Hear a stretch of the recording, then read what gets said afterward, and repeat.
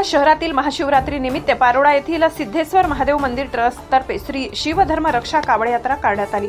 यात्रेतील जलाद्वारे श्री क्षेत्र नागेश्वर येथील मंदिरात जलाभिषेक करण्यात आला।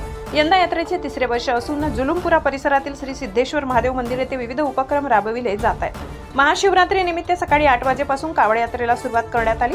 यावेळी मतदारसंघाचे आमदार अमोल पाटील उपस्थित राहून कावड धरत महादेवांचा गजर करत कावड यात्रेत सहभागी झाले। या कावड यात्रेत शेकडो भाविक भक्त सहभागी झाले।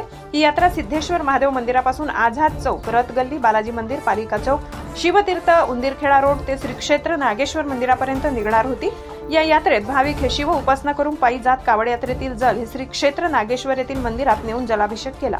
यात्रेत सहभागी होण्याचे आवाहन केले होते। उबाटा शिवसेना प्रमुख अशोक मराठे, माजी उपनगराध्यक्ष रेखा चौधरी, माजी नगरसेवक अरुण चौधरी, सामाजिक कार्यकर्ते दिलीप चौधरी, गणेश पाटील यांच्यासह श्री सिद्धेश्वर महादेव मंदिर यांनी समिती यांनी केली होती व शिवभक्तांनी चांगला प्रतिसाद दिला।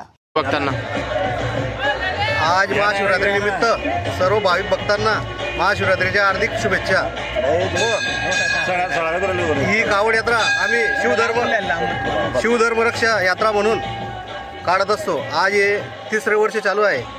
जवळपास सर्व हिंदू बांधवांच्या भावना या मंदिराशी जुळलेल्या आहेत। हे मंदिर हिंदू एकतेचे प्रतीक म्हणून ओळखले जात आहे।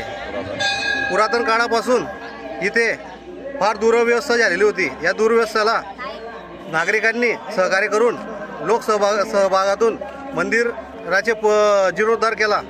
तरी देखील आम्ही मंदिर समितीच्या वतीने त्या लोकांचे देखील आभार मानतो। परत महिलांनी देखील हातभार लावला व पाहिजे तशी सेवा इथं देत असतात। आज कावड यात्रेनिमित्त आम्ही नागेश्वर येथे पायी कावड यात्रा घेऊन जात आहोत। तरी देखील नागरिकांना जेवढ्या संख्येने उपस्थित राहतील तेवढ्या लोकांना आम्ही शांततेने कार्यक्रम पार पाडावा ही विनंती देखील केलेली आहे। चॅनल सबस्क्राइब करा, बेल आयकॉनचे बटन दाबा, सोबत शेअर करायला विसरू नका।